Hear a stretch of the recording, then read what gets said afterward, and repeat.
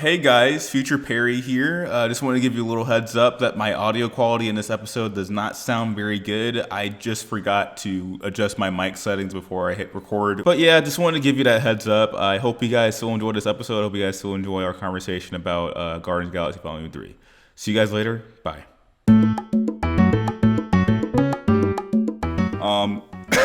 By the way, that intro, I don't know if I said this publicly. It's a mixture of Everything's Better with Perry from like the Phineas and Ferb movie, the first one, and Jackson 5, I Want You Back, because they both have similar openings like da da da da da da da da da, just like that. And I think I remember you telling me that, or maybe did I tell you that? Or maybe you mentioned it in an episode that I listened to. I have. Yeah, I don't know. Anyway, if I haven't, I spent it already here, so there for the record that there it is. Yeah. So everyone's listening. Anyway, let me do the intro and not butcher it. Hello, everyone. I already butchered it. Welcome to the Everything's Better with podcast, a podcast where everything's better with the people that I talk to. I'm your host, Agent P3, aka Perry, and today is another review episode of the Guardians of the Galaxy movie, and I have a very special guest to talk about it with. Why don't you introduce yourself, Citizen Hal? It's me. It's me, everybody. I'm here. Yeah. I'm here. It's me, Hal. Hi. How are you? I'm good. How are you doing? I don't think the audience can answer back, but yes. I'll wait. I'll wait for them to answer. Yeah, we'll just wait in the comments. Do that. In the respond with how you're doing today in the comments. If you're there, if you're live, I don't know. Anyway, so yeah, I apologize for like butchering this intro and all that stuff. I'm very tired. I've been traveling for about 4 hours this weekend. But I managed to watch Volume 3 with my dad. I didn't watch it twice. I think I told Hal that I was going to watch it twice. I didn't, but I only saw it once on Friday. But it's so fresh in my memory. Mm-hmm. When did you see it? You saw it on Friday too, right? I did see it Friday night, yes. Yeah, I saw your Letterboxd review on it. And we pretty much have the same thoughts, I want to say. I should probably say... We're going to do spoiler-free, like in the Mario review, we're going to do spoiler-free, and then we'll do spoiler-esque review. Spoiler-free shouldn't be too bad, be too long, because I feel like everyone's probably going to see the movie by the time this episode comes out. So we'll just we'll do our spoiler-free thoughts. I think we both thought it was good. Yeah. Hal, you can go first, and then I'll follow, because I think I need to get my thoughts collected, because I'm very tired right now. But, yeah, sure. If you want to give your thoughts first. Yeah, absolutely. I liked it. I was really excited that I liked it. Just because, I mean, we're in the post-Endgame era of the MCU. You know, it's a very hit or miss, emphasis on the miss with a lot of these movies and products that just keep coming out. And so I had a feeling that because, you know, it was James Gunn coming back to do the third movie, that like the Guardians charm that we ever so like would still be there, but I was still worried because, again, it's post-Endgame, and we've seen a lot of these movies just kind of shit the bed, no matter how much, we want to believe that they could be good. Now, I mean, to be fair, I was not a fan of Thor Ragnarok, so when I saw Thor Love and Thunder, I was not that shocked that I didn't like it. But other people were like, mortified that it was bad. They were just like, oh, but Taika Waititi did the other one. How did he screw this up? It's like, oh, it's almost like it's Marvel, and they're the directors.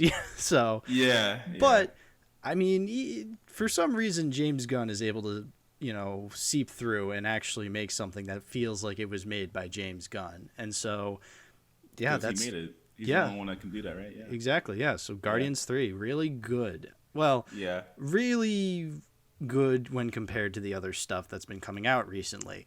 As far as when compared to the other Guardians movies, it's the weakest one, but that's not a... I don't really think that's like a knock against the movie. That's just because the first two are so good.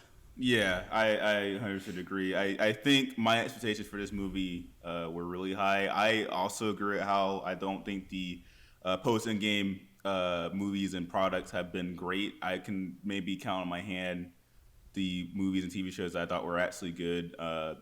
No Way Home and Shang-Chi were pretty good. And I want to say Loki had his moments. So did WandaVision, but overall those weren't great. I think the only good Marvel MCU show that's like good all the way from the end, from beginning to end, was actually what the anthology one, What If, Oh, and like I yeah, still haven't seen it. yeah, it's really good, but like that's not even that shouldn't really count because that's an anthology series. But yeah, post Endgame, Marvel's been fumbling the bag a lot, and I kind of thought that this movie would be the exception because like we said, James Gunn is a very talented director and writer. Not everything he does is like great.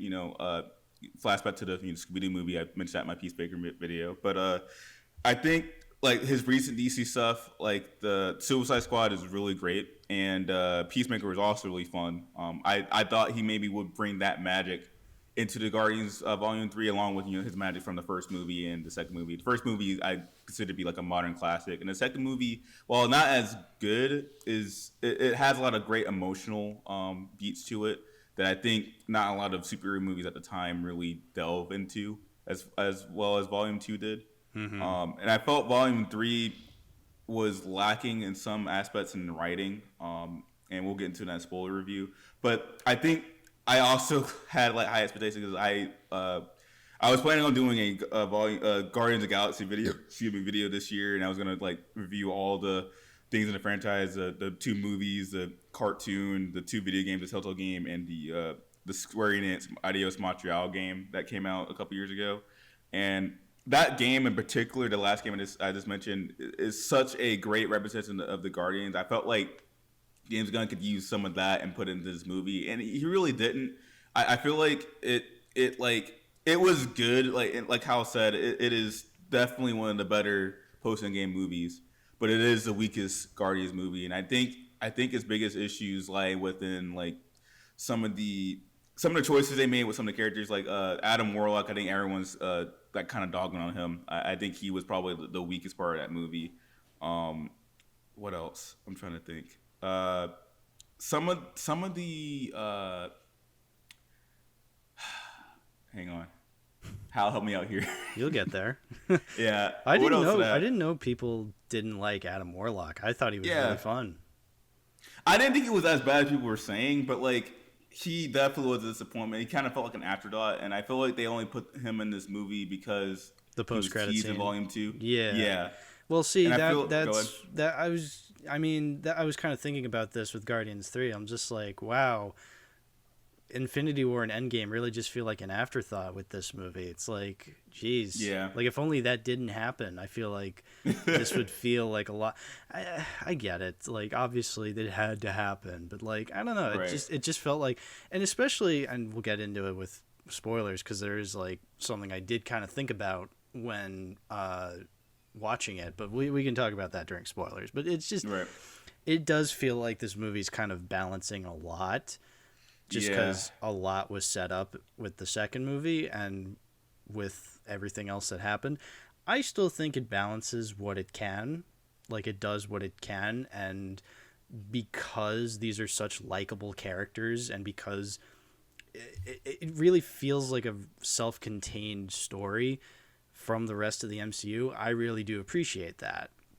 And that's what I've always appreciated with the Guardians movies, is like the way you can just separate them from the other aspects of the franchise. The only other character I can think of that does that well is maybe the Spider-Man movies. But even then, Spider-Man shows up with the Avengers like side by side, so like it. And they're always referenced in. They always. Oh God, yeah, they are always referencing. He's always like, "Hey, Iron Man," which, I'm not too bothered by if it does it well, which Spider-Man does do well, but it is a bit distracting. But yeah, Guardians definitely does not get that problem. And Volume 3 definitely follows that trend. I think. They don't even mention Thor once, which is good. Didn't at all. Yeah, that's great. Yeah, F Thor. But no, like, I had a thought as you were talking. I immediately forgot the thought. I think that always the way. I know, right? Yeah, no, like, and I think the writing for the characters were great. Like, I think everyone was in character, like, from where we left them off at Endgame, like, and even like the Christmas special, like, Star-Lord is still depressed about Gamora, and I think they had a great conclusion to that relationship at the end of the movie, which I won't spoil. I think the best part of the movie, hands down, is Rocket's stuff, like Rocket's backstory and like his arc and everything that had to do with Rocket was amazing. I think we've seen Rocket's origin story before in other things. I was talking to Hal about this earlier. When I was playing the games and also like watching the cartoon, they both of those, like all those, like had some sort of variation of Rocket's origin story, and this is probably the darkest and like most like brutal version of that story. I'm sure it's in the comics as well. I don't read the comics, but like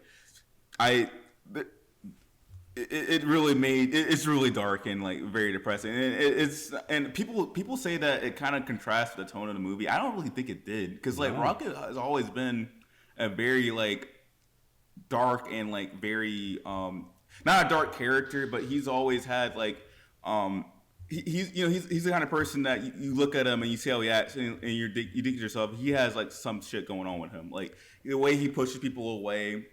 Yeah, because he doesn't want to like, he's afraid of having that family. He's afraid of having people in his life that love him and then to leave him. Like he has like a dark backstory, and like that just comes into the way that he acts. So this story and how it's told, and we'll get into spoilers. We'll get to talk about more detail in spoilers, but like how it's told and like what happens to him, it makes so much sense why he is the way that he is, and it also makes sense where he is at the end of the movie. So, go ahead. So people are saying that it's like clashing with the tone. Did they not watch the second movie where like you had jokes, but also the main villain is like a genocidal maniac who intentionally put a tumor in Peter's mom's head so that she could die? It's like, guys, the Guardians movies have always had like a dark twist to them. Like, yes, the first they're movie comedies. Opens up with Peter Quill watch his mom die from cancer. With his mom dying of cancer, exactly. It's like, exactly. Hello, like this is nothing new. And admittedly, what happens with Rocket is probably way darker than any Guardians movie. Like I mean, again, getting the spoilers and we'll talk about it, but like I think his stuff is probably like borderline like R-rated stuff. Maybe that was a little tense, but like it is very dark. So I can see that argument, but I don't agree with it. People need to just stop complaining. That, not to sound like an old man, but like, good Lord, grow a pair. Like, come on. Sometimes a movie has dark elements to it. Yeah.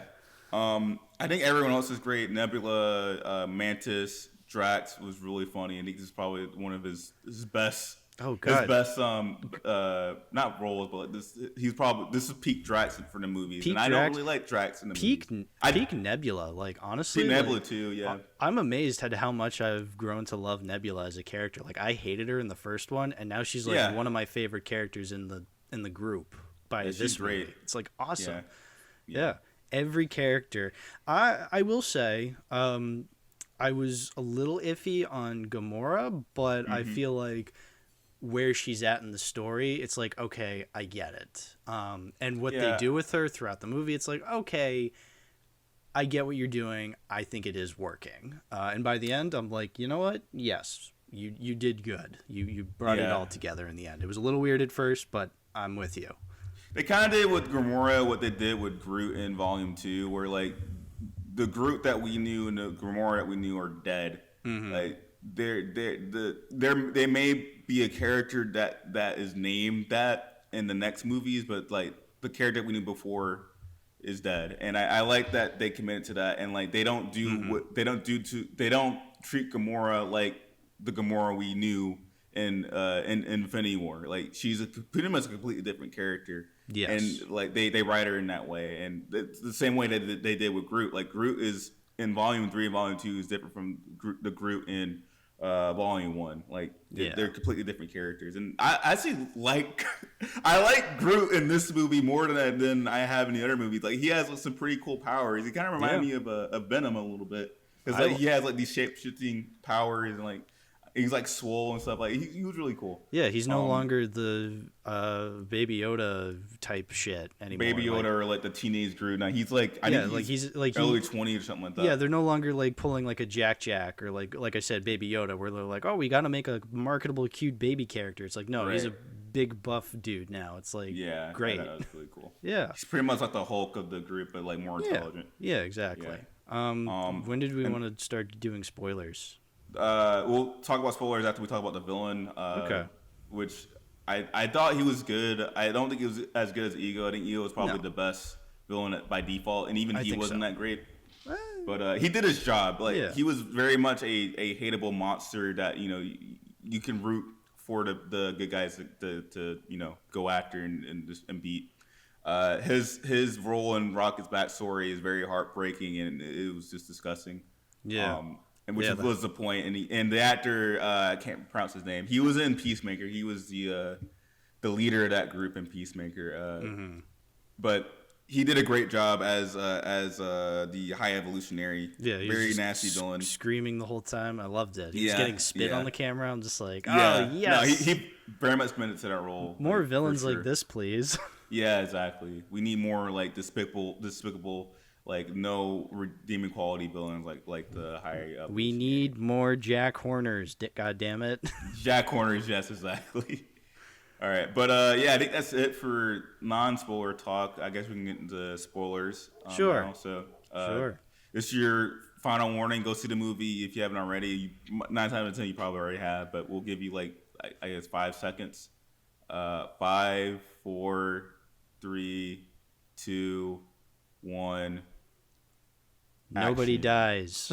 Nobody dies. That's actually true. Nobody dies. Okay, so this is actually one of my problems with the movie. So like, it was very emotional, and it was a great finale to the movie. And I'm not saying I wanted the Guardians to die, but like they, after like 2 of the Guardians were gonna die, and it didn't commit to it. They did a fake out with Rocket. Glad he's still alive because I love Rocket. But like Sure. after like he was about to die, like they did a whole sequence where his heart stopped, and then he went to heaven to see his animal buddies, and then like he was about to go join them, and then Lila was like, "Not yet," and then he comes back to Not life, yet, and then Minion. Not yet. exactly. And I was like relieved because I didn't want to see Rocket die, especially since he wasn't in the movie that much up until that point. Well, here's my thing with that scene. How like Lila's just like, oh, you'll join us someday, but you still have a higher purpose to fulfill. And I'm thinking like, well, was his higher purpose Endgame? Because that already happened. Hello, Yeah. MCU. How important was Endgame?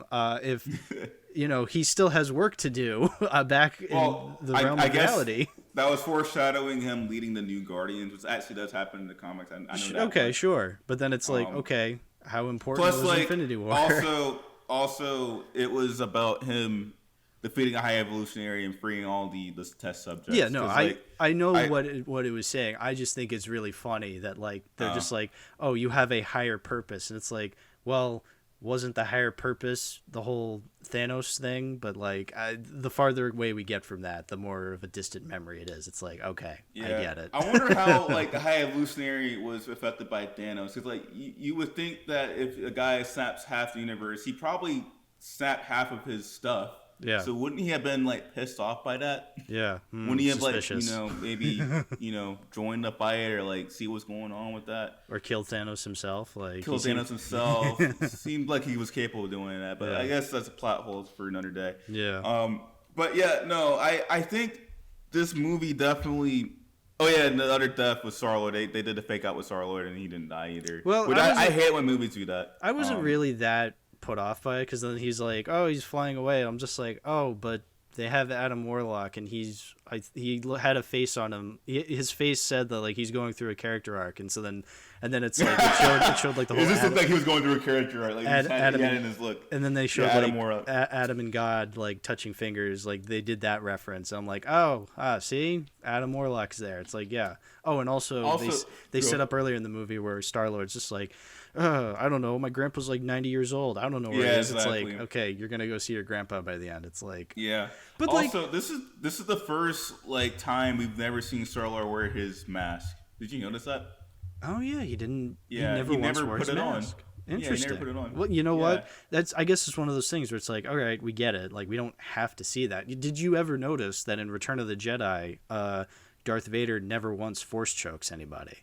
Because I never noticed that. yeah, but by that time, it's like, okay, we kind of get it. Like you don't have to be pulling But, these like, same tricks every movie. But that's like if like any superhero didn't wear their mask. Like I get Star-Lord doesn't have a secret identity, but like that was kind of part of his character. It's not like a complaint by any means. It's just like an Yeah. observation. Yeah. It's an interesting observation for But sure. yeah, I don't think it's like a one trick pony kind of thing. I think it's kind of like it's probably like a creative decision. Yeah, maybe. Yeah, but anyway, that was just a funny thing I noticed. But the thing I like about this movie the most, or what this movie does well, and as everyone was saying this, is it does feel like a conclusive finale to these character stories. Yeah, like I like I Go like ahead. that they don't necessarily feel the need to kill off these characters because like you're thinking Yeah. that like, oh, it's the end, who's gonna die, but it's like you don't necessarily need a death to wrap up a character story. And as we've seen proven multiple times, no one's ever really gone. So like sometimes characters will just come back anyway. So like But death as a just different person. yeah, or like Yeah. or they'll actually just be resurrected. And knowing that this is a comic book universe, anything's on the table. But like Right. so I appreciate that like they didn't just necessarily go right for that. And like it's not a matter of these characters dying so that they will not show up in future movies. It's that they have other purposes they want to fulfill. It's like, okay, Right. that's a little more mature. Like, great. Just have these characters go off and do something else. Like, Right, perfect. I agree. Yeah, yeah.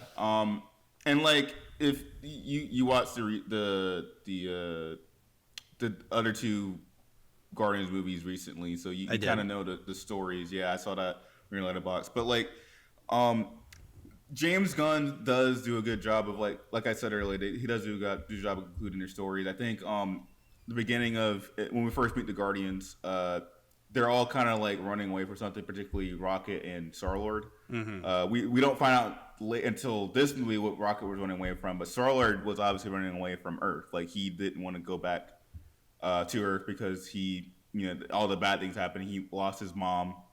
His grandpa pushed him away from his mom, and he obviously had some resentment towards that. And then he got abducted by aliens. So like, why would he want to go back to the planet that like where his mom died? Which is weird And- how he seemed to be okay to be on Earth when he was in Endgame, but whatever. Yeah, I mean, yeah, I think that was probably the exception because it's kind of like, oh, it's a funeral Yeah. for I guess for a guy he doesn't really know, Or but maybe the Russos forgot. maybe they forgot. I don't know, but I think I read somewhere like before Infinity War came out that Star-Lord was ready to go back to Earth after he killed Ego and found out what his heritage was, but like this movie kind of debunks that because he doesn't want to go back to Earth to see his grandpa. Yeah, because So- like I mean, Infinity War takes place like 4 years after Guardians 2. Like, did Yeah. he not go back in those 4 years? No, probably not. No, he didn't because it doesn't show Yeah. that. Yeah, exactly. Whatever. Also, I was talking to someone about this, but the Guardians don't really progress between Volume 2 and Infinity War. They pretty much stay the exact same, minus Groot, who's literally a teenager. But like, Yeah. because like Gamora and Star-Lord are pretty much like the same place they were in Volume 2, and that was like 4 years later. Like, how did it not like progress the relationship? And like, I get the reason why the relationship is like will they won't they. It's kind of like this version of like you got the main guy character, the main girl character. Obviously, they're gonna have to like hook up or whatever. But this movie is like, nah, they're not like that because like they're not complete people. They're not like ready to be together because that's just not how relationships work. And I like that this movie kind of addresses that and by pointing out that Star-Lord like getting with all these women and avoiding Earth because he is afraid of like losing people that he loves. And like Gamora happened to be like a great person. He pretty much put her on a pedestal. Like throughout the entire movie, you talk about how they were like dating and how they were like together. And in reality, I think they just kissed once. They were never really official. Well, And from what I remember, I don't think it. I think we like just didn't see any of that because again there was that 4-year gap where we didn't really see them. But it was established that I think that was their first kiss ever in Infinity War. I didn't rewatch Infinity War, so I didn't either. But I want to say that that's it. And like their relationship was still like the same. Like I want to say, so there's really no progress. And like he put her on this pedestal because like I guess he just was in love with her, and that was really just him deflecting his emotions of Earth onto like the Guardians and onto her, which is why when he let 2014 Gamora go at the end of the movie, he realized that, oh, you know what, I need to go confront my past and like go see my family again and what's left of my family and become whole again, because that's really how he became whole. If that makes sense. Yeah. So I thought that was plus like this is also like a completely different character. Like you're not going to Yeah. establish anything with her. Like Yeah, exactly. there's nothing there. Right. Yeah, and I do like that, like they don't really get back together, like because like you said, they're two different characters. It's kind of like it would be impossible. Right, exactly, and I like that. That's kind of how we end their story. Mm-hmm. Yeah, Rocket also, he confronts his past. His stuff is a little more obvious, and like his backstory is also very tragic. Like we knew that he was an experiment, like a completely like organic, a bionic and organic being that was kind of made to be like a weapon. But we see how he was made, and like the people he met, pretty much his first family, and like kind of how he was responsible for them dying. Mm-hmm. And the way they died was very messed up. Like he was basically like he was an experiment, like, or a stepping stool for like a higher evolved species. But he was never meant to be like a person. He was always meant to be like a test. Yeah, and so were his friends. Yeah. And it was very heartbreaking to watch and realize that, oh, like he's not anything to his creator, like his father, essentially. Like that was very hard to see. And then he pretty much had to watch all of his friends die, which was pretty dark and pretty messed up. And I think that's probably one of the darkest MCU moments in the entire franchise. I don't think I can think of anything darker besides Thanos literally sapping. I guess, yeah, I'd have to really think about that because there's like 30 different movies, and like I just don't have the brain capacity to think about that right now. Maybe Black Widow has some like dark implied stuff. Oh, but Black Widow is a terrible movie. Oh yeah, no, Black Widow. The opening to Black Widow, what a fucking, not only a shit show, but like what a depressing, just morbid opening, and you're just like, why are you playing a cover of Smells Like Teen Spirit to human trafficking? It's like, yeah. Oh, that's probably a little bit darker than this, but this is a better movie. This is a better by like a country mile. This is a much better movie. Yeah, exactly, for sure. Yeah. What else can we talk about with this movie? Did you have anything else? I can't think of anything. No, it's just I'm trying to think. Like, I was a little afraid by like I'm not a fan usually of musical or like movies that like really push its soundtrack onto you like every 5 seconds, but like the Guardians movies have done that super well. Like the Guardians movies, Baby Driver, those are examples of movies that like do this kind of thing really, really well because music is like so integral to the characters. That's why you hear this licensed music all the time, and some of it's really cool. One of my favorite segments I remember was like when they're floating through space in like the colored astronaut suits. Yeah, and just the song playing matched it really freaking well. Yeah. I don't know what that song is. I need to find it out because like it's really good. Too. I forgot that song. I also like the hallway sequence where they played Back in Brooklyn, or was that No Sleep Till Brooklyn? Yeah, No Sleep Till, yeah. The second movie Chris this Pratt year, movie. the Chris Pratt movie to feature No Sleep Till Brooklyn, which I thought was pretty funny. Somebody pointed that out. Like I've said that in my review, and somebody commented being like, you stole my review," and it's like, yeah, funny. I guess I'm not the only person who realized that. It's like, and even though Mario literally had a scene where they're in Brooklyn, this movie used to the song fit it a lot better. I think so too. Yeah. This definitely felt like, because the characters were trying to look cool and like they actually sync it well to the fighting. Whereas like the Mario movie just put it in there because it's like, they're from Brooklyn. Oh, they're in Brooklyn. Wow. Yeah. Let's put a song about Brooklyn in there. Okay. Yeah. Which it's not the worst I've ever seen. So but it was obvious. So right. that hallway scene's so good. That was really good. That's probably like one of the best scenes in the movie by far. One of the best action scenes in an MCU movie. Honestly, it's up there.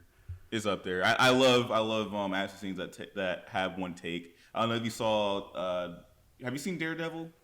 Which one? The MCU or Netflix Daredevil. It's not So MCU anymore. I've had a weird relationship with Daredevil. I've watched the first episode twice because I've tried to get into it and I can never do. Wow. Really? I don't know. Maybe I'd have to give it another shot. Maybe someday I I'll think talk about it on the podcast, but like on my podcast. But like, yeah, no, Yeah, I just. yeah. I Well, by the haven't. way, he has a podcast. Too Many Movies. Go watch that. I'll put a link in the description, guys. Yeah, yeah. Please watch it. I pretty much sold. I said it in our unaired episode that I'll have to air soon, but I pretty much sold this podcast idea from his podcast. So Yeah. I'm looking for lawyers soon. I'm gonna have to call Saul or something. Yeah, call Saul. Yeah. Yeah. Right I'm after- watching that show, by the way. It's pretty good. Go ahead. I was just gonna say right after Puff sues me, because in the last episode of my podcast, Puff was just because I called them an Ewok enjoyer, and they tried suing me. That's funny. Yeah. Anyway, Guardians 3. Yeah, I just remember another thing I want to say. My biggest issue with Guardians 3, besides Adam Warlock, is kind of how the movie ends, or at least how the characters come to their revelation, their epiphanies on where they need to go next, or the reason why they leave the team. So when I read the synopsis for the movie, and this is pretty much a nitpick, but I still kind of consider it criticism. When I first read the synopsis of the movie, it was the Guardians have to save Rocket from something from his past that will lead to the Guardians putting up. I was thinking, oh, so like the story is going to be about them saving Rocket, but something's going to happen in that process that will make them want to leave the group entirely. And in reality, the movie like has them saving Rocket, has them exploring his past, but they don't really come to their reasons for leaving the group until like the last second. And I felt like it was kind of an afterthought. And it's not like a bad thing, because like I feel like there were moments in the story where you can go back and be like, okay, this is probably the moment where Mantis realized he needs to leave the group, or where Star-Lord realized he needs to leave the group. But like I feel like it should have been a little bit more obvious. Like maybe something in the mission, not necessarily them breaking up, because that would have been lame. I don't think anyone would have enjoyed like a band breakup or whatever between the Guardians. But I feel like if they wrote in like reasonable reasons for them to break up within the movie, that like you can get behind why they need to go, and they do, but it just wasn't set up until like the very end. Does that make sense? Am I making sense right now? I don't know, because like I feel like they do set it up, although more subtly. So like yeah, they have Star-Lord. Obviously, like I said, Star-Lord and Mantis talking about his grandpa at the beginning. So like that seed is planted. You have the fact that like they're going out of their way to save their friend. Just kind of like the hardships that come with that throughout the way, and like Star-Lord almost dies. He realizes Gamora doesn't really want him, so he's like, well then what am I doing? Like I have been running from my family, like I need to go back.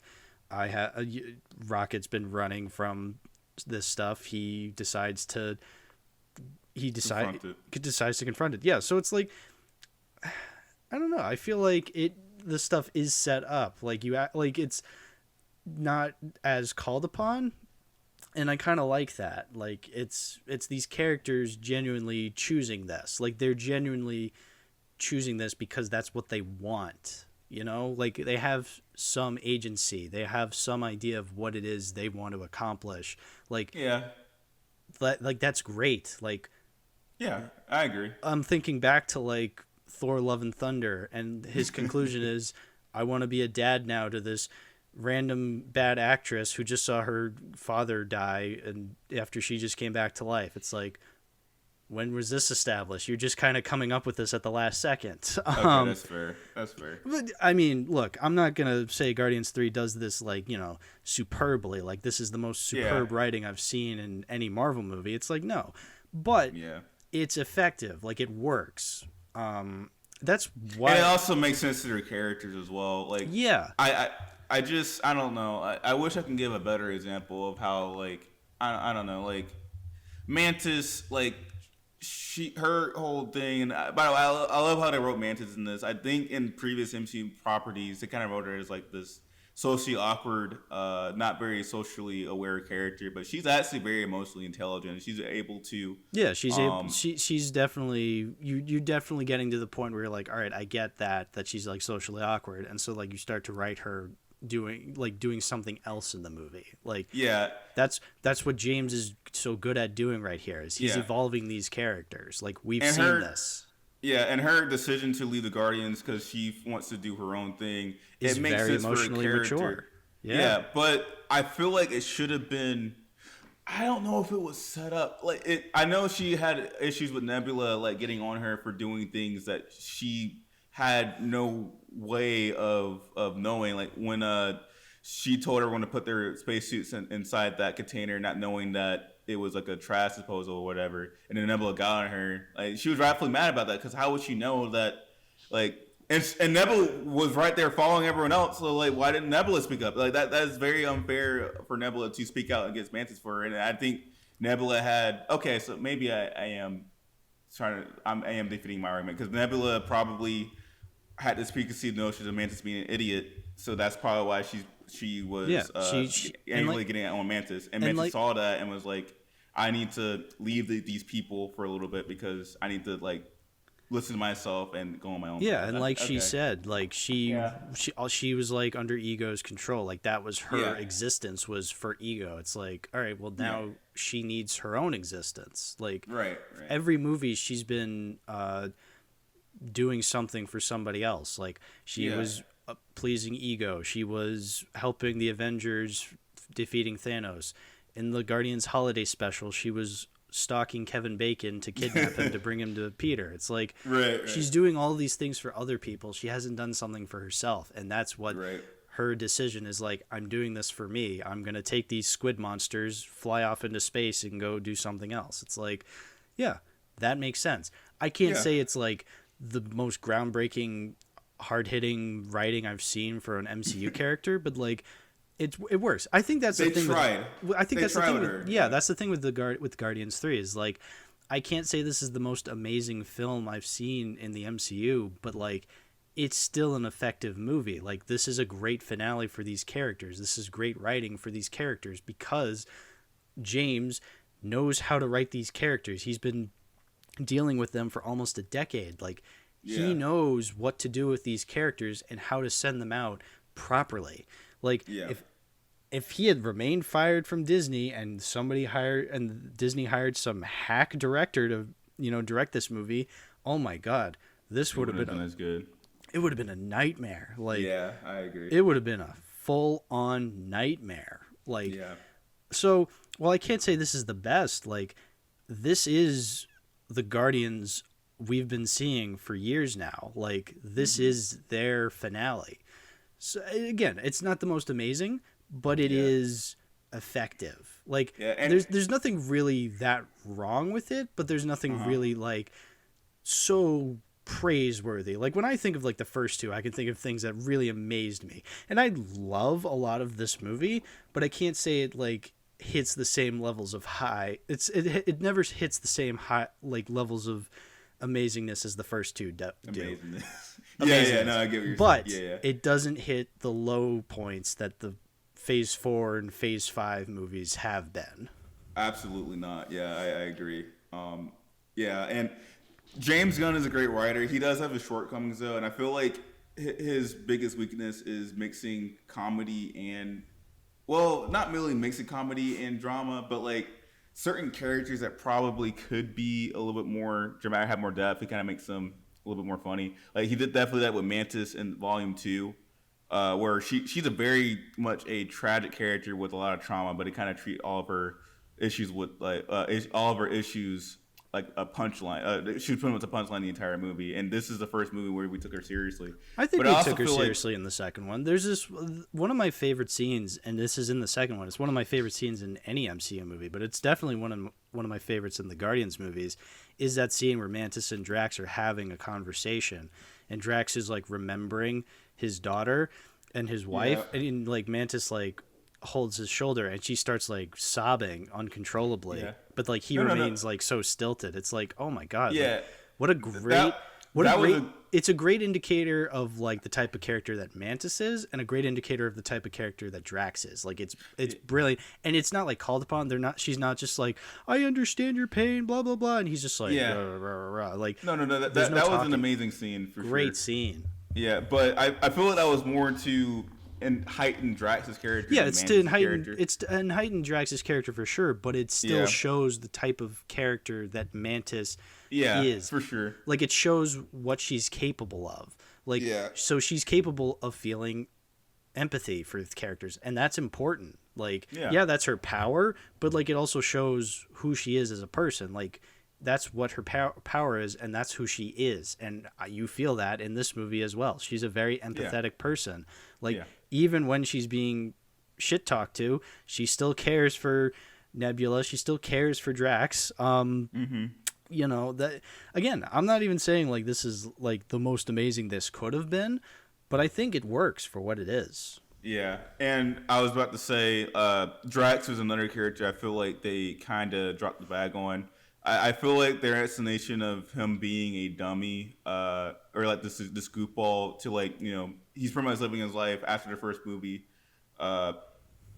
instead of living his life for vengeance against his or for his family, he's now like being his true self to honor their memories. But like, I feel like writing him as a clown is it's funny. He's definitely the funniest Guardian. He has the best lines. The Infinity War, like his best line. Well, I just saw another one, but the best line in the entire movie was, "Why is Gamora?" Or no, yeah, that's the best line. But I also have a like question. Why is Gamora? Yeah. But also the his bit of like being still to be invisible. That is probably the best Drax thing, like an entire franchise. Yeah. But I feel like I don't know, like they could have done a little bit more with him in the sense that like he's honoring his wife and daughter's memories, but they're still dead, you know. And I'm not saying he should have been like so sad about it, because he obviously is, and that is very like I guess emotionally mature for him to like live like that. But I don't know, his character kind of like goes out the window after that. And well, he's not really a clown. I wouldn't really say he's just like he is a very straight faced kind of character, but like that's his culture as they established in the first movie. Like they said, he takes everything literal, and it's a way to get the goofy line out where he's like, nothing goes over my head, my reflexes are too quick, but like I will catch it. Yeah, I will catch it. But like literally that's to establish, this is literally what his culture is like. This is who what this character is like, because that's what he grew up as. So like, and it's not really so much that he's a clown. Like I said, he's just a very literal person. Like he takes everything literal. So like it leads to some really goofy interactions, but I don't think that like devalues his character. I think that is how he would react when hearing these kinds of things said to him. Like, yeah, when they say he's a doofus, and he's just like, you think I'm a doofus? Like, yeah, that's treated as funny, but that's literally like what he would do, I feel. And I think that's the kind of character he is, you know? Yeah. I feel like that's all he could. Yeah. So yeah, I think that is what he's doing. He's honoring his wife and daughter by being the person he is. That's who he is. Yeah. Yeah. I don't know. I feel like, I mean, you're absolutely right. I was about to say, I feel like the Eidos Montreal game handles character a little bit better. Like, in that game, he kills Thanos before the game even starts. So he's already kind of completed that arc of his life, but he's still grieving over his family, because it reveals in his culture, in this version of Drax's culture, if you don't die a honorable death on like the battlefield, you pretty much go to hell, or their version of hell. So he's not only grieving his family dying, but also grieving the fact that his family are eternally suffering, and like that kind of like is carried with him throughout the game, and how the game story goes. He's met with a choice where he can like he's under this mind control where he gets to see his family again, and he accepts that mind control, and the Guardians have to convince him to like leave that reality and come back to like them and come back to the actual reality. And I think that actually gave Drax a lot more depth than the movies have. Now the movies have been more like Star-Lord, Rocket, even Gamora focus. Like they don't really focus on like any other Guardians, but outside the first movie. But I feel like they could have like maybe given him something more to do besides telling the jokes and like I guess being himself like we have been saying. But I don't hate what they've done with Drax. I just think like it could have been handled a little bit better. I guess, And but the game also is, I'll admit, it's a 30-hour plus game, so they can pretty much flesh out whoever they want to because it's a 30-hour plus game. Whereas the movies can only be like 2.5 hours at most. Yeah, I feel like you're not going to get. Yeah, You're obviously not going to get like every detail. Like, you're not going to get every detail in a movie. I mean, you are and you aren't. Like, I feel like you can establish so much with so little, and I feel like these movies kind of do that pretty well, actually. Like, I think I get enough from the side characters. Because, Drax is essentially a side character for the Guardians, which is fine. I honestly am okay with that because if we got every character in depth, we'd have a 3-hour plus game. Sure, that works fine for that. But with these being movies, 2.5 hours at the most, it's like you kind of need to get the.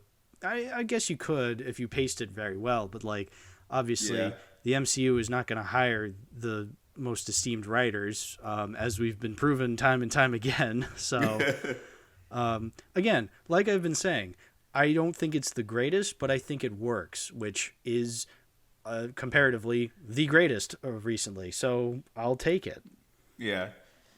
And I agree. These are like minor complaints, obviously. Like, and I was also gonna follow it up with I do like how they kind of write Drax's purpose to the entire group as he is the guy that cheers everyone else up. Because he's not only like the goofball, but he's also very honest, and he genuinely loves everyone on that team and will do anything for them. Yes. And he also is essential to building the new society that Nebula builds at the end of the movie with all the high evolutionaries experiments or whatever, like that next generation or whatever. So I do like that they give him a purpose at the end of the movie, and that is probably the best we've seen Drax in every movie, besides that amazing scene with Mantis and Drax in Volume 2, which is probably, like you said, one of the best like MCU scenes like ever. I don't know if you said that, but I did. No, it's one of my favorites. It's such a good indicator that Dave Bautista is one of the best wrestler turned actors out there. For sure. You didn't get that in Black Adam. No. I still haven't seen that movie. I feel like I'll like that movie more than you did, but I'll have to watch it and compare. You ready for the Black Adam sweep? Say it again. You ready for the Black Adam sweep? Sweet. Oh yeah, no, I can't wait for it, dude. I was actually gonna text you a picture. Someone in my office really printed a picture of a statue of Black Adam. I was just gonna send it to you with no context and see your reaction to it. I spoiled it now. I don't know why I said that, but I'm gonna do it before I leave. The Black Adam sweep is real in that it's actually fake because they're not making any more Black Adam movies. No, they're not. James Gunn was like, nah, we gotta get you out of here, The Rock. Thank you for your service, but you gotta pack your bags, buddy. Get out of here. But yeah, any final thoughts? I think that's pretty much all my thoughts. Like I can't say this is one I could like go hours in depth talking about. Like I guess if I had it with me, I could like point out things. Like if I did like a commentary track for it, but like how a commentary like you should ask James Gunn. If that could be a feature on the DVD. The Blu-ray. Yeah, sweet. Yeah, the Blu-ray. Yeah.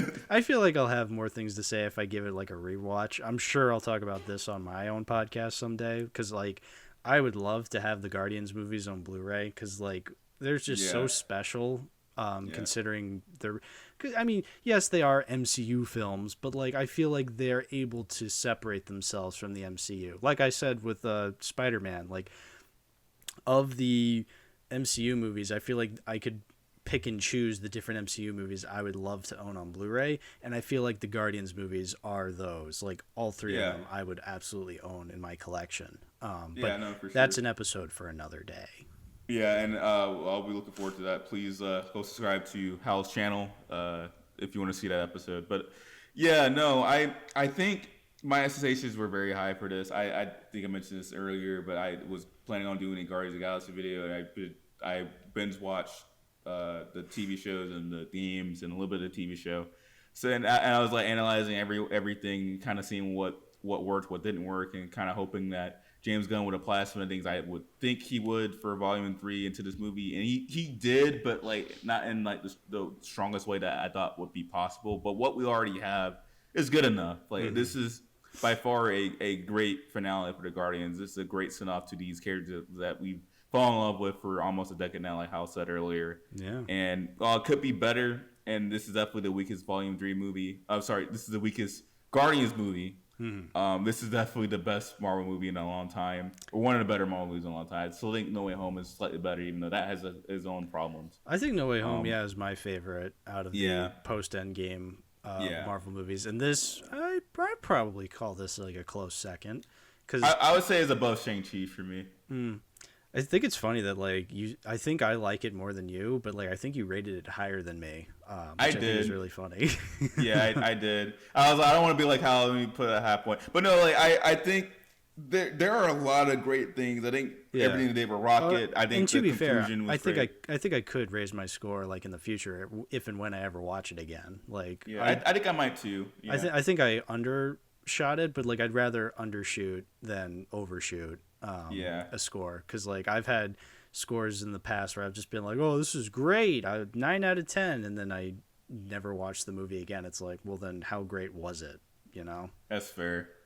I had that with Inception. We talked about that in my Discord server. I think I watched it recently, and I had a come to Jesus moment, like, oh my god, this is like the most amazing movie you ever seen. And then you told me, really, because like my friends were telling me that it's not as great as it was. I was like, no, I don't know what they're talking about. This is the most this is groundbreaking. I don't know why it's like only 83 on Rotten Tomatoes. It should be at least like a 95. Yeah, I thought about it more. I was like, nah, I can kind of see what their problems could be with it because it's not perfect. Watch Memento. That's a great Nolan film. I've seen Memento. That's a great movie. Oh yeah. I think we talked about because I didn't talk to you about it. I watched your podcast episode on it. I think I talked to you about your podcast episode. I always forget our conversations, but they're all recorded. Yeah, so you know what? Yeah. Just rewatch it, I guess. Yeah, exactly. Yeah, no, Memento is great, and I want to see Oppenheimer, but I feel like I need to watch some of the other Nolan movies before. I'm looking forward to that. Yeah, I haven't seen Interstellar, and I still haven't seen Tenet. I'm looking forward to Oppenheimer. I'm going to be doing an episode with Mordo on that one. That's going to be fun. Yeah. Yeah, go look forward to that, guys. Yeah. But I think that's about everything we want to talk about with Volume 3. I'd say so. Yeah. Yeah, I'll be returning to it, I'm sure. Yeah, for sure. Thank you, Hal, for joining. Do you have any final thoughts? You want to plug anything? Plugs? Yeah. Find me at Citizen Hal. Just type that into YouTube. You'll find me. You'll find my stupid podcast where we talk about stupid movies with stupid guests. There's a really good episode with a guy named Agent P3 where they talk about what did they talk about? We talk about American Psycho 2 and nothing else. American Psycho 2 and nothing else, right? That's all we talked about. Nothing else. Yeah, nothing else. Yeah, you should watch that episode. Yeah, it was the best movie. It starred Meg Griffin. Anyway, I'm also on Letterboxd. Just type in Hal. I'm the big head Homer icon. He loves his Simpsons. I do. I am the biggest Simpson enjoyer you will find. I guess the Steam Lord is a close second, but don't listen to him. Yeah. It's me. I'm the biggest Simpson enjoyer in these parts. What about Emp Lemon? Emp Lemon? Emp Lemon is into green Simpsons. I'm into yellow Simpsons. So take that. Ah, that's the distinction. Okay. Yeah, my TV kind of just went off for a second. My bad. But yeah, I was about to say something and I lost my train of thought. Thank you for coming again, Hal, and thank you all for watching this. Look forward to more YouTube videos soon. I don't know what I'm doing with my life anymore with YouTube. YouTube hates me for some reason. I'm gonna try to get back to good graces. Yeah, but they hate us both for some reason. Like they're like, oh, cool boys video. We'll give you 800,000 views on it and literally not push out any of your other videos. Like my last video, as recording this, is only at 200 views, which is good. Like especially compared to when I first started out, but not what I thought it would get, considering that The Last of Us was a popular show. But I'm not gonna rag on YouTube in front of YouTube's faces, on YouTube. So I will save that for Twitch. I'll rag or whenever on just go to faces. Spotify. Fuck you, YouTube. Yeah, thank you for that. Yeah. But anyway, thank you guys for watching. Thank you guys for supporting us. Follow Citizen Hal on YouTube and Twitter. He does an amazing podcast, To Many Movies, that is basically a ripoff of this. Or excuse me, this is a ripoff of that podcast. My bad. He talks about movies and TV shows that he owned. Well, just movies, right? It's movies that you own. Yeah, movies that I own. Yeah, but Yeah, I stole it from your podcast. Yeah, yeah. I think I talked about like doing a podcast where I talk about movies with Hal, and I think Hal just sold that idea and just made it first before I can even start doing that, because I think at that time I was making I was working with Christopher Nolan on Oppenheimer, actually. And I was really busy with that. So I wasn't able to work on that podcast I did. And the boys popped off on YouTube, and I became a YouTuber. By the time I looked at YouTube and saw that he made Too Many Movies, I was like, damn, how? Like, what the hell, man? Now, which one of us is lying? Yeah. And which one of us speaks in riddles, one speaks in rhymes. This is just like Labyrinth, 1986. Yeah. Anyway, thank you all again for joining, and thank you everyone for listening to us ramble about Volume 3. I feel like I didn't do as well as Hal did, but it was whatever. I'm going to stop self-decorating myself into this thing. Everyone have a good day. See you guys later. Bye. Bye.